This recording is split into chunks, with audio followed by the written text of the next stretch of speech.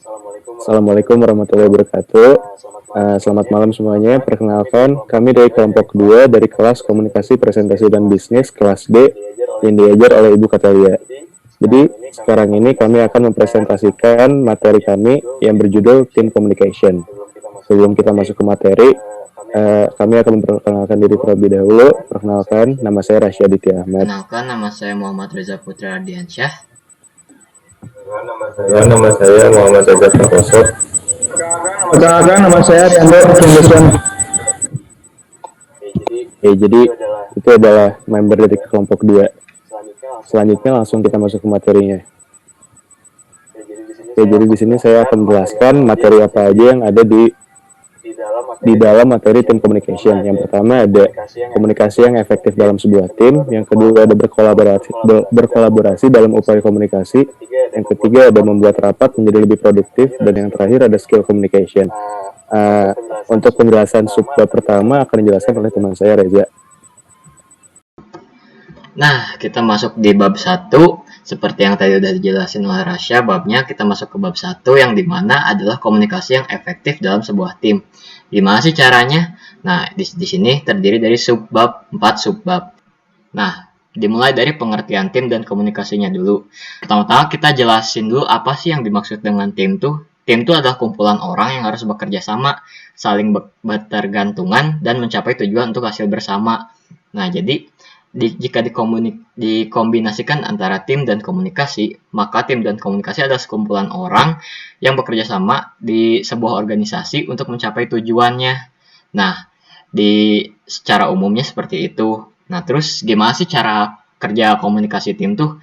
Nah, jadi ada banyak cara sebenarnya, tapi saya akan memberikan contoh yang simpel aja seperti pertukaran pendapat, lalu saling bertukar pikiran untuk mencapai tujuan yang lebih baik di organisasi tersebut. Nah, itu pengertian umum dari sebuah tim dan komunikasi. Terus lanjut saja ke subbab 2. Next.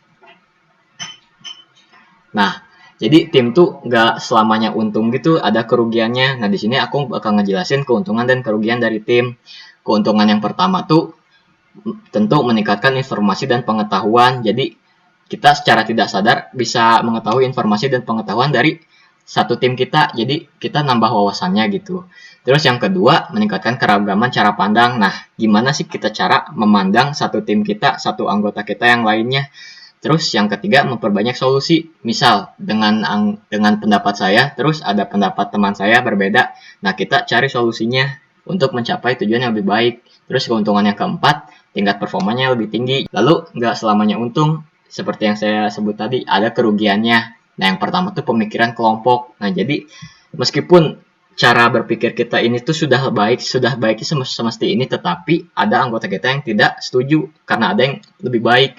Nah, jadi sulit juga untuk memutuskan suatu perkara di mana pemikiran satu dengan anggota yang lainnya itu berbeda. Nah, di sini makanya kita harus belajar tentang keragaman cara pandang. Nah, terus yang kedua, biaya yang dimana banyak sekali anggota berarti banyak sekali biaya yang dikeluarkan, mulai dari fasilitasnya atau teknologinya dan yang lainnya. Terus yang ketiga, agenda. Yang keempat, beban yang berlebih, sama seperti yang satu tadi. Nah, terus itu sih kerugian dan keuntungannya kurang lebih dari tim. Lalu yang subbab 3. Next. Nah, karakteristik tim yang efektif. Nah, gimana sih karakteristik yang tim yang efektif tuh? Jadi, tim tuh tidak bisa terbentuk dengan sendirinya. Seperti itu ya tim yang efektif. Jadi, saling mengenal dulu. Dan misalkan belum kenal, kita harus saling mengenal dan saling memahami satu sama lainnya. Gitu. Diperlukan cara pandang kita yang berbeda, yang dimana saling bertukar pendapat, menghargai satu sama lain, dan juga harus mengambil keputusan yang benar, dimana tidak satu pandang saja, tetapi banyak pandang agar satu tujuan kita itu efektif dan efisien, bisa dibilang, untuk suatu masa depan yang lebih baik, tujuannya tercapai. Langsung subbab 4. Nah, kelompok dinamis, yang pertama menentukan job desk-nya dulu. Jadi, anggota tim kita yang satu, yang A, yang B, yang C, menentukan job desk-nya dulu. Mereka berpikirnya mau kemana, dan mau ngomongin masalah apa nih untuk satu tujuan. Terus perkembangan tim, tentu dalam sebuah tim itu harus berkembang. Ketiga, menyelesaikan konflik. Tentu dalam tim atau organisasi tidak lepas dari konflik.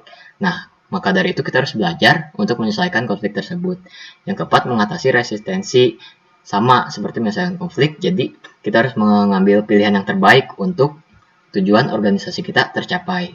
Demikian, selanjutnya akan dilanjutkan oleh teman saya. Terima kasih.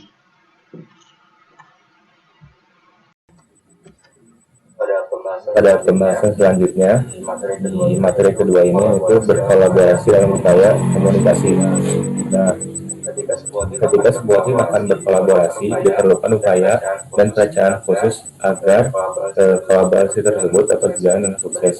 Berikut merupakan pedoman atau panduan untuk penyusunan kerjasama. Yang pertama yaitu memilih kita kerjasama, yang kedua menentukan tujuan proyek, yang ketiga menyatukan para anggota, yang keempat memperjelas tanggung jawab dari setiap anggota, lalu menetapkan proses yang akan digunakan, yang keenam hindari forum dalam forum, lalu memastikan alat dan teknik yang digunakan cocok dengan cara kerja tim. Yang terakhir yaitu memastikan rencana kegiatan yang sudah direncanakan dapat berjalan dengan baik. Lalu selanjutnya itu ada teknologi untuk penyusunan kerjasama. Berbagai alat dan sistem sudah tersedia untuk menambahkan opsi dalam kerjasama. Contohnya yaitu sistem dokumen digital untuk memudahkan para anggota dalam berkolaborasi langsung. Perangkat seluler dapat menambahkan lapisan opsi lain untuk penulisan kolaboratif dan proyek komunikasi lainnya. Mobilitas juga dapat dimudahkan dengan adanya teknologi ini.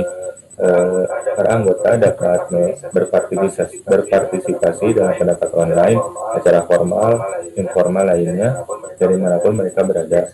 Fleksibilitas ini dapat memudahkan para anggota dalam berkolaborasi. Lalu selanjutnya ada merespon untuk membangun feedback.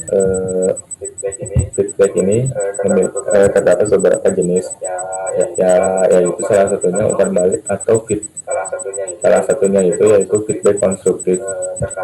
Terkadang juga disebut dengan kritik konstruktif. Feedback ini berfokus pada proses dan hasil komunikasi, bukan pada orang yang terlibat. Nah, segitu saja pembahasan yang dapat saya bahas dalam materi ini. Materi selanjutnya akan dilanjutkan oleh teman saya. Jadi masuk ke bab ketiga yaitu membuat rapat menjadi lebih produktif. Yang pertama ada mempersiapkan rapat. Jadi sebelum kita melaksanakan rapat, alangkah baiknya kita itu mempersiapkan topik atau bahasan apa yang akan dibahas pada rapat tersebut, agar rapat menjadi lebih tertata dan sesuai pada bahasannya. Yang kedua ada berkontribusi dalam rapat yang efisien. Dalam sebuah rapat, alangkah baiknya juga kita itu berkontribusi aktif dalam menyuarakan pendapat dan saran kita. Karena dalam sebuah rapat itu terdiri dari banyak orang dan pendapat orang-orang itu berbeda. Lalu dengan kita berkontribusi aktif menyuarakan pendapat, secara tidak langsung itu membuat rapat menjadi lebih efisien dan mencapai hasil yang optimal. Dan yang terakhir, menggunakan hasil rapat untuk penggunaan yang produktif. Jadi setelah kita melaksanakan rapat, poin-poin yang bisa kita dapat dari rapat tersebut, kita gunakan hasil akhirnya untuk penggunaan yang lebih bermanfaat dan lebih produktif. Mungkin sekian dari penjelasan dari bab 3. Penjelasan selanjutnya akan dijelaskan oleh teman saya. Nah, sekarang kita lanjut ke bab 4, yaitu skill communication atau keterampilan berkomunikasi. Nah, keterampilan berkomunikasi ini apa sih? Yaitu adalah keahlian atau kemampuan kita dalam berkomunikasi antar komunikator. Nah, seperti yang tadi dijelaskan oleh Reza di bab 2, yaitu adalah menjalin hubungan yang erat antar mitra bisnis. Nah, keterampilan berbicara ini sangat berguna untuk menjalin hubungan yang erat. Lalu kita masuk ke sebab yang pertama, yaitu adalah memanfaatkan teknologi. Nah, dalam memanfaatkan teknologi ini, seperti yang kita tahu, ketika kita sedang meeting atau sedang kita rapat, ada warga asing atau masyarakat asing yang kita tidak kenal bahasanya, kita bisa menggunakan Google Translate pada saat ini ya. Lalu yang kedua ada yaitu meningkatkan skill dan menerima dan merespon informasi. Nah, dalam kita mengikuti rapat atau meeting, kita harus selalu menerima pendapat orang. Kita harus meningkatkan skill kita untuk menahan, untuk menyelah pendapat orang. Kita harus selalu mendengarkan pendapat orang, lalu kita bisa berkomunikasi kembali. Yang ketiga yaitu adalah meningkatkan skill komunikasi nonverbal. Nah, apa sih nonverbal itu? Nonverbal itu adalah seperti kita mengekspresikan wajah kita, gestur tubuh kita, atau nada kita, atau suara kita, yang kita tampilkan saat berkomunikasi dengan komunikator. Jadi, inti dalam debat ini adalah keterampilan berkomunikasi akan membuat hidup kita menjadi lebih mudah, tidak hanya di tempat kerja, tempat usaha, tetapi juga di lingkungan keluarga kita, lingkungan sosial kita, dimanapun kita berada. Terima kasih. Itu sekian dari Bapak. Sekian presentasi dari kelompok kami tentang tim communication. Maaf bila ada salah kata. Sekian, Assalamualaikum warahmatullahi wabarakatuh.